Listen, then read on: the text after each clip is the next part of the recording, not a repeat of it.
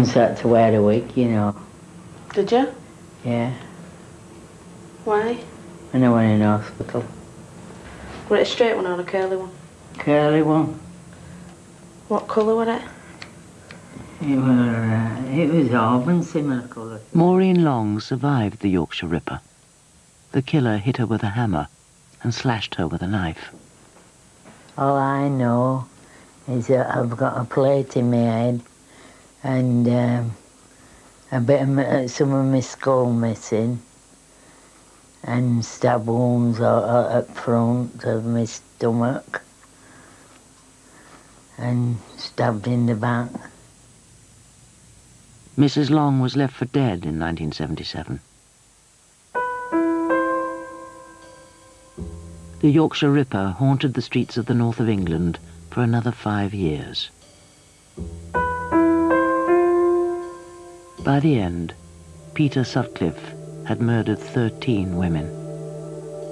On the nights when one wakes up sweating about cases from the past, it's the Sutcliffe era which even now, in my 60s, I remember most clearly in the whole of my career as a forensic pathologist.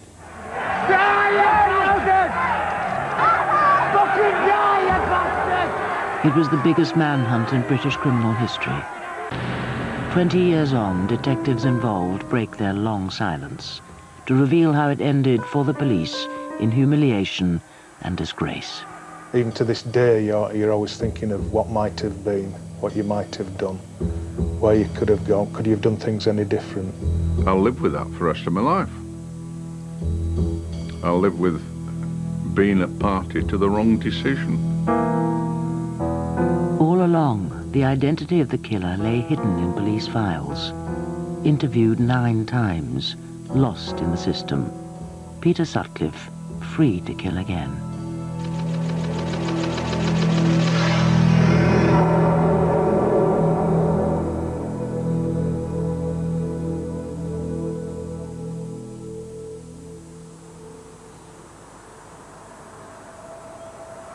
October 1975. The Prince Philip playing fields in Leeds.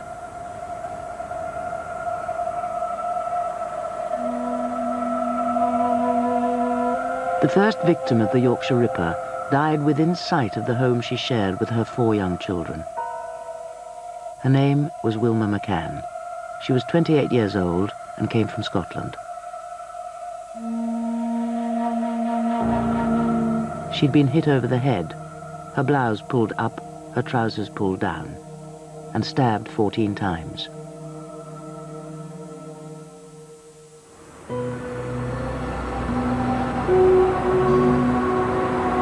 January 1976, 3 months later. Another Leeds woman got into a car with a man who said he wanted to pay her for sex.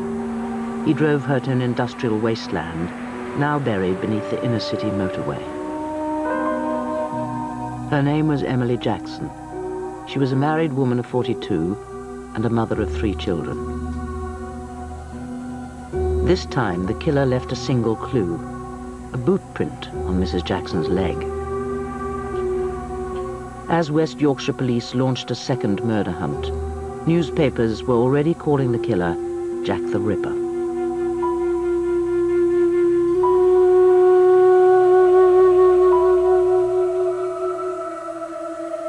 The post-mortem revealed Emily Jackson had been hit with a hammer and stabbed 51 times with a Phillips screwdriver.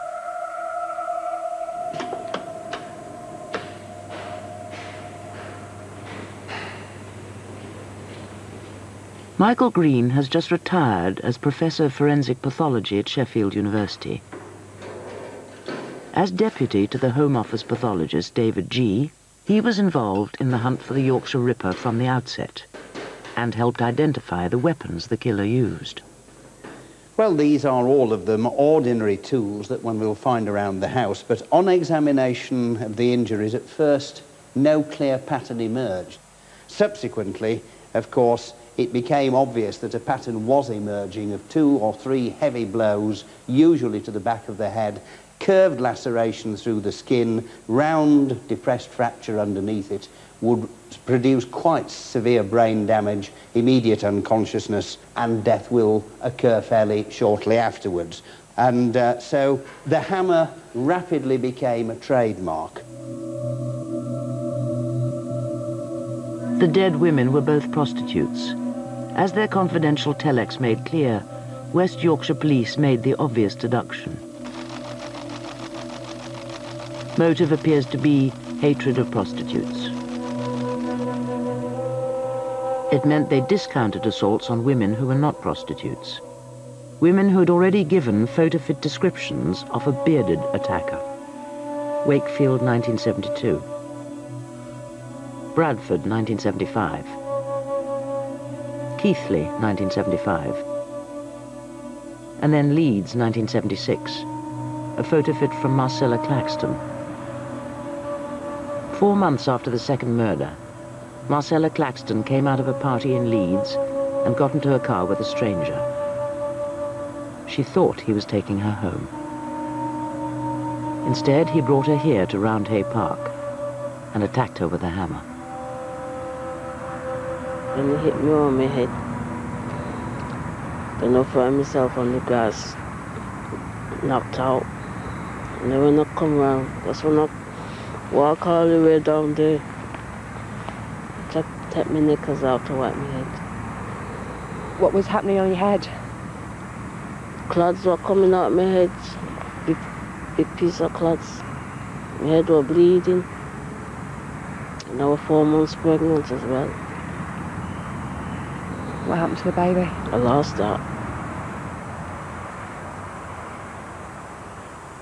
In pitch darkness, Marcella Claxton staggered half a mile to the road, clutching her knickers to her head to staunch the blood. She reached the phone box.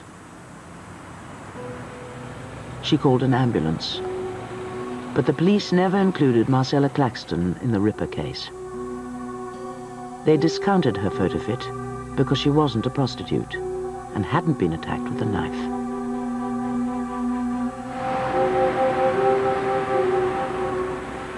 But 9 months later, her bearded attacker went back to Roundhay Park with another woman in his car. This time, he took her behind the sports pavilion. This time, he left clearly identifiable tire marks. And this time, he killed her. Her name was Irene Richardson. She was 28, recently separated from her husband and 3 children. She'd been hit on the head 3 times with a hammer, stabbed brutally in the stomach, neck, and throat. Police uncovered a macabre new twist. The killer had arranged his victim's body, unzipped her knee-length boots and laid them carefully, neatly, over the back of her thighs. These were not frenzied attacks. This was the sort of man who thought about what he had done, planned his attack carefully, and then was concerned to arrange everything about the body to have the maximum shock impact upon whoever came upon the scene first and those who came afterwards.